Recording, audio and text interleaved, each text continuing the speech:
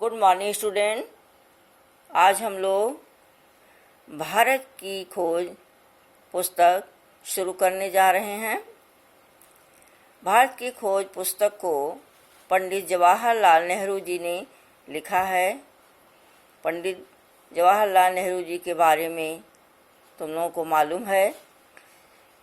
नेहरू जी बच्चों से बहुत प्यार करते थे, इसीलिए बच्चे उनको चाचा नेहरू कहते थे।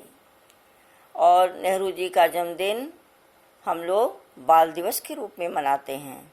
तो आओ बच्चों, हम लोग पंडित जी के बारे में थोड़ी सी जानकारी लें। पंडित जवाहरलाल नेहरू जी का जन्म 14 नवंबर 1889 को ब्रिटिश भारत में इलाहाबाद में हुआ था। अर्थात जिस समय जवाहरलाल जी का जन्म हुआ उस समय भारत अंग्रेज़ों के अधीन था। उनके पिता का नाम मोतीलाल नेहरू और माता का नाम स्वरूप रानी है। नेहरू जी ने अपनी स्कूली शिक्षा यानी प्रारंभिक शिक्षा हैरो से और कॉलेज की शिक्षा ट्रिनिटी कॉलेज कैम्ब्रिज विश्वविद्यालय लंदन से पूरी की। इसके बाद उन्होंने लॉ की डिग्री भी कैम्ब्रिज विश्वविद्यालय से लिया।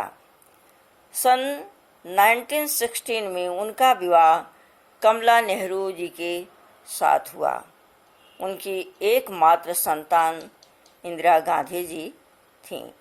तुम लोग को मालूम है, श्रीमती इंदिरा गांधी पंडित जवाहरलाल नेहरू जी की एकमात्र संतान थी। आगे देखो बच्चों, एक महान राजनेता के साथ साथ उनकी प्रसिद्धि एक लेखक के रूप में भी सर्वविदित है। सबको मालूम है एक कि जवाहरलाल नेहरू जी एक महान राजनेता थे और साथ साथ एक बहुत अच्छे लेखक भी थे। उन्होंने 3 पुस्तकों की रचना की। ध्यान से देखना बच्चों, जवाहरलाल जी ने 3 पुस्तकों को लिखा। सबसे पहले देखो, विश्व इतिहास की झलकियाँ। दूसरा आत्मकथा, अपने बारे में लिखा। तीसरा है भारत की खोज। तो नेहरू जी ने 3 पुस्तकों की रचना की, विश्व इतिहास की झलकियाँ और आत्मकथा, उसके बाद भारत की खोज। समझ में आया बच्चों? अब हम लोग देखेंगे कि नेहरू जी ने भारत की खोज में क्या लिखा है।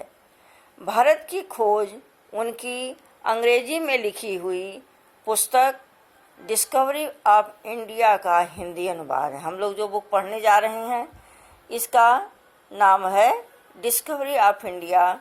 ये हिंदी का अनुवाद किया गया है।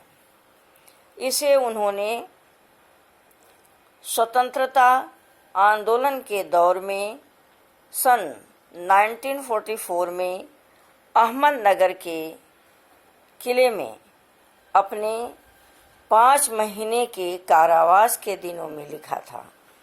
ध्यान से देखना बच्चों, भारत की खोज पुस्तक उन्होंने स्वतंत्रता आंदोलन जब चल रहा था, जब उन्होंने स्वतंत्रता संग्राम में भाग लिया, तो जब वो जेल गए, अहमदनगर के किले में उन्हें बंदी बनाया गया 1944 में, 1944 में, तब उन्होंने वहाँ इस पुस्तक को लिखा। 5 महीने के कारावास में इस पुस्तक को लिखा। सन 1946 ईस्वी में यह पुस्तक के रूप में प्रकाशित हुई। इस पुस्तक में नेहरू जी ने सिंधु घाटी सभ्यता से लेकर भारत की आज़ादी तक, ध्यान से देखना बच्चों, नेहरू जी ने इस पुस्तक में सिंधु घाटी सभ्यता से लेकर भारत की आज़ादी तक विकसित हुई भारत की बहुप्रसिद्ध समृद्ध संस्कृति, धर्म और जटिल अतीत को वैज्ञानिक दृष्टि से विलक्षण भाषा शैली में प्रस्तुत किया है। ठीक है, तो इस पुस्तक के बारे में समझ में आया क्या है इसमें। अब हम लोग भारत की खोज का जो बुक है उसमें से पहला जो चैप्टर है उसको देखेंगे जिसको नेहरू जी ने लिखा है। सबसे पहला इसका पाठ है अहमदनगर का किला। अब देखो बच्चों, यहाँ से कहानी शुरू होती है कि जब पंडित जवाहरलाल नेहरू जी को अहमदनगर किले में रखा गया तो वो क्या वर्णन करते हैं। यह मेरी 9वीं जेल यात्रा थी। इसका तात्पर्य है कि यहाँ आने से पहले नेहरू जी 8 जेलों में जा चुके थे। स्वतंत्रता प्राप्ति का जो आंदोलन चल रहा था, स्वतंत्रता संग्राम का, उसमें वो 8 बार जेल जा चुके थे। अहमदनगर के किले में जब वो आए तो उन्होंने लिखा, यह मेरी 9वीं जेल यात्रा थी। हमें यहाँ आए 20 महीने से भी अधिक समय हो चुका था।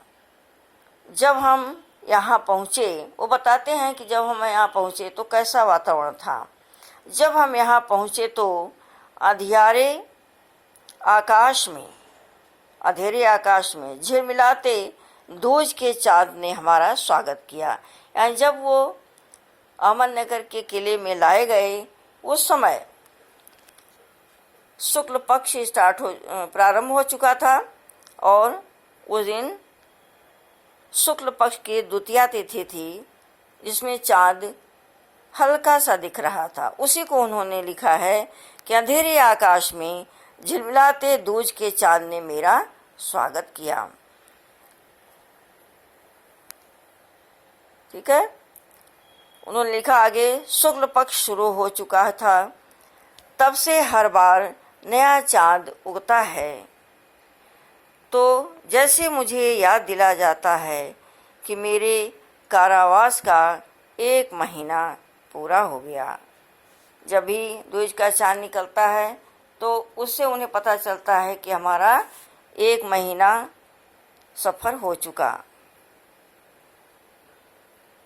चाँद मेरे बंदी जीवन का, जब वो कैद थे तो वहाँ बंदी थे ना, तो इसलिए उन्होंने कहा कि चाँद मेरे बंदी जीवन का स्थायी सहचर रहा है।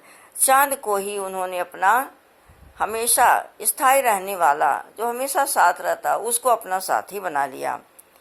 मुझे याद दिलाता है कि अंधेरे के बाद उजाला होता है। बच्चों, कितनी सुंदर भावना इसमें है, कितने अच्छे शब्दों से उन्होंने लिखा कि जब मैं यहाँ आया तो आकाश के अंधेरे में झिलमिलाते दूज के चाँद ने मेरा स्वागत किया। और ये दूज का चाँद जब भी आकाश में निकलता है मुझे समझ में आ जाता है कि मेरा इतना समय यहाँ पूरा हो गया। और उन्होंने बताया इसमें कि चाँद ही मेरा इस कैदी जीवन में साथी रहा है और यह मुझे याद दिलाता है, मुझे प्रेरणा देता है कि अंधेरे के बाद उजाला अवश्य आता है।